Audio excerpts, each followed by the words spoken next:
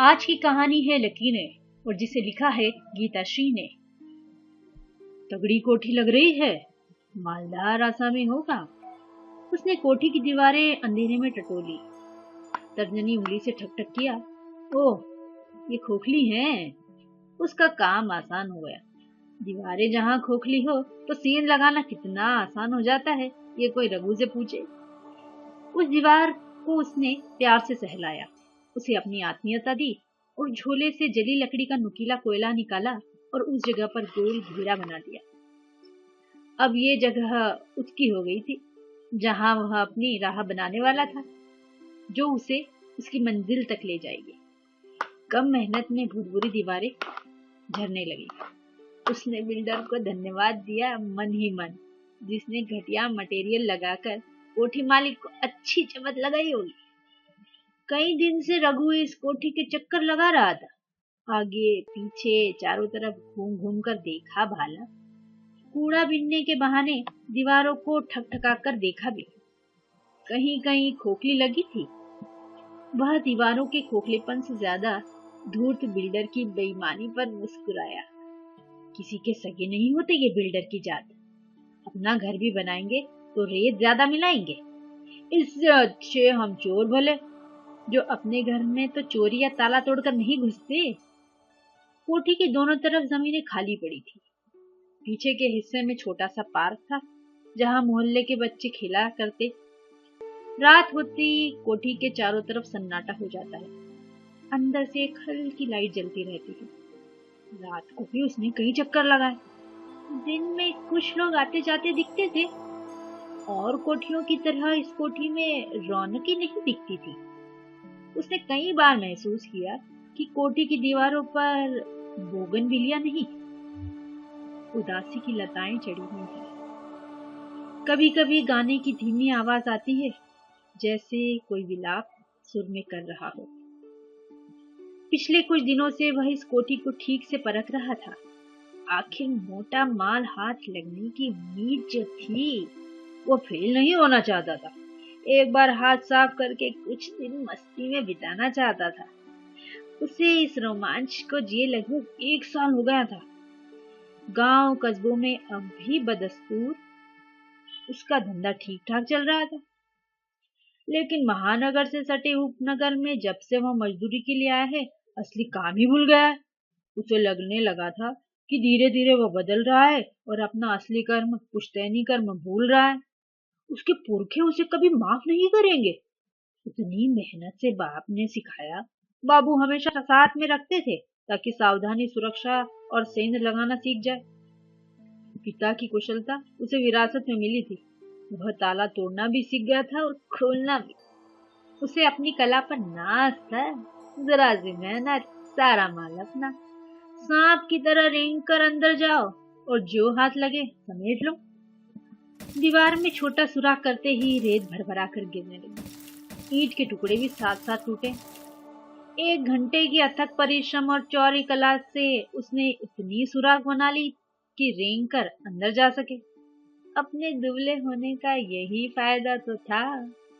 सुराख से पहले हाथ अंदर डाला, चारों तरफ खंगाला। हाथ किसी ठोस चीज से टकराया। झट से हाथ खींचा, पता नहीं क्या हो। उसने पोटली से चुंबक लगी छड़ी निकाली, उसको सुराख के अंदर फिराया, बाहर खींचा तो कुछ भी नहीं। इसका मतलब कोई छुरी नहीं है, वह बुदबुदाया। उसने राहत की सांस ली। उसने पहली छोटी चाइनीज टॉर्च निकाली, सुराख के अंदर माथा घुसेड़ते हुए टॉर्च जलाया। सामने खुली जगह थी, वहां छोटी छोटी चीनी मिट्टी की मूर्तियां रखी थी, वही टकराई थी हाथों से। वह सुराख से पूरा अंदर घुस चुका था, अपनी पोटली समेत। अपनी देह से सबसे पहले धूल मिट्टी झाड़ा, एक कोना तलाशा जहां छिपा जा सके। वह एक बड़ी सी उजड़ी सी गोदरेज की अलमारी के पीछे दुबक गया। 0 वॉट के बल्ब वहां जल रहे थे। बाहर से कोठी जितनी अंधेरी दिखती है, अंदर इतना अंधेरा नहीं था। रोशनियां थी, मरियल और उतरे चेहरे जैसी। अब तक उसने कस्बों में इतनी चोरियां की, बहुत रोमांच झेला, लुका छिप का खेल खेला, मस्ती की, किसी को दवाई सुंघाई तो किसी का मुंह बंद कर दिया, किसी के हाथ पांव बांध दिए, किसी को खबर न हुई और आराम से माल समेट कर चंपत हो गया। किसी महानगर की यह पहली सेन थी, इसलिए उसको ज्यादा कुछ समझ में नहीं आ रहा था। छोटा चोर अचानक बड़ी बड़ी चीजों के बीच में खुद को पाकर थोड़ा अचकचाया हुआ था। यहाँ तो नजारा ही भव्य था, भले रौनक गायब थी। कस्बों में चीजें इतनी पास पास होती हैं कि कई बार अंधेरे में वह लड़खड़ा जाता था। एक बार तो वह एक बूढ़े के ऊपर गिरा और बुढ़ा भूत भूत कहकर ऐसा भागा कि चोर हड़बड़ाकर खुद ही भूत भूत कर बाहर भाग निकला। उस दिन जमकर ठुकाई हुई। कमबख्त, संभल कर पैर नहीं रख सकता। कभी अनाज की टोकरी में पैर रखा तो कभी सिर पर आटे का कनस्तर गिरा। क्या क्या न सहे हमने जुल्म। सोचते सोचते मुस्कुराने लगा। आज देखते हैं यहाँ क्या होता है। उसे याद आया, सुबह ही उसके साथी रमेश ने कहा था कि दीवार में सेंध वेंद का चक्कर छोड़, ताला तोड़ और सीधा घुस जा। साथ में तमंचा लेकर चलेंगे। किसी ने ज्यादा ऐश तैश दिखाया तो गला रेत देंगे साले का।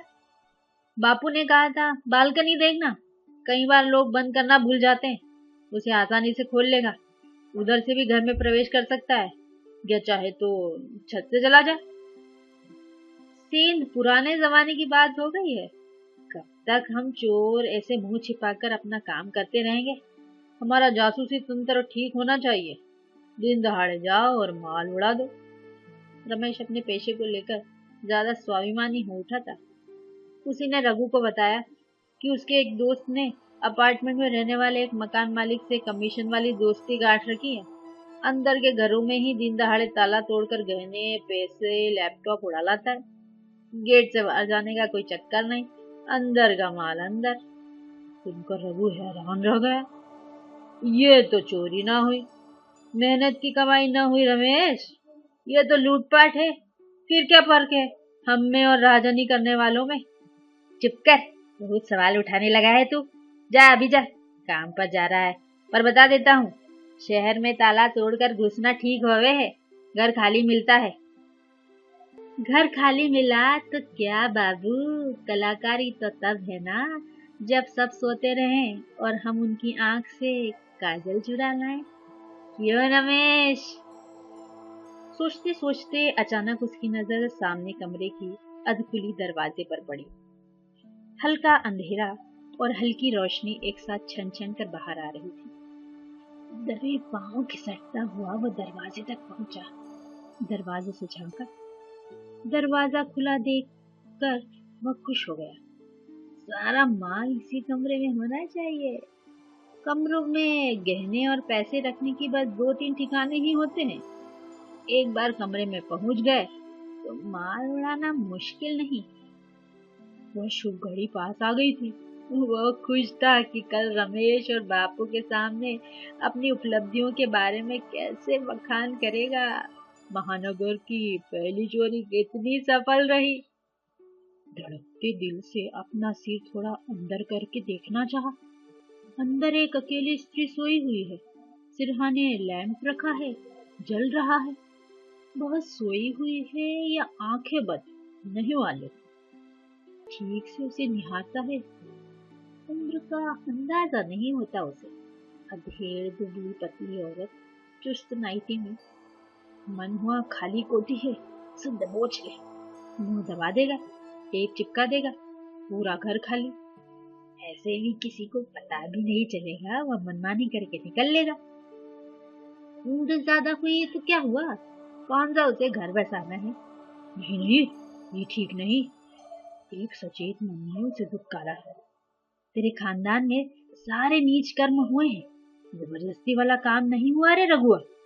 क्यों, माई नहीं चिकती थी क्या आधी रात को? माई तो बाबू की पत्नी थी ना रे, बाबू का हक जो बनता था, चाहे माई का मन हो ना हो। ये कौन सा हक है जी? नहीं रे, तू ऐसा नहीं कर सकता। तू तो अपने खानदान में सबसे समझदार माना जाता है रे। नाक मत कटा रे, अपना काम कर और निकल यहाँ से।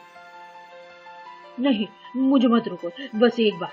कौन देख रहा है, चिल्लाएगी तो मुंह पर टेप। सोचते ही शरीर में कुछ हरकत हुई, नसें तड़पने लगी, आंखों में बनेले हिंस पशु जैसी चमक उतर आई। धीमे धीमे बेड तक पहुंचा। मालवाल तो बाद में लुटी जाएगी, पहले जोर आजमाइश हो जाए। लैंप की रोशनी में उसने देखा स्त्री के दोनों आंखों के नीचे से पानी की एक लकीर नीचे तक गई है, सूखी हुई, हाथ छाती पर क्रॉस करके धरे हुए, सीधा मुंह, और मुंह देखकर वह कांप उठा। उसे गांव की चौरस नदी की याद आई।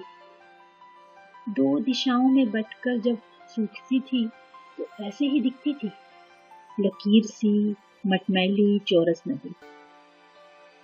वह तब नदी के पास जाने से बचता था। अनजाना सा भय होता और वह भाग खड़ा होता।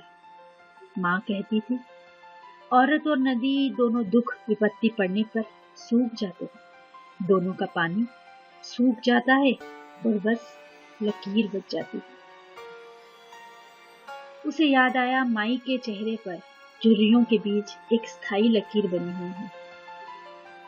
रघु वहां से लड़खड़ाते कदमों से उठा, अपनी पोटली पीछे टांगी, उसी छेद से रेंगता हुआ बाहर निकला। नीम अंधेरे में वह और औजारों से भरी हुई उसकी पोटली दोनों खो गए।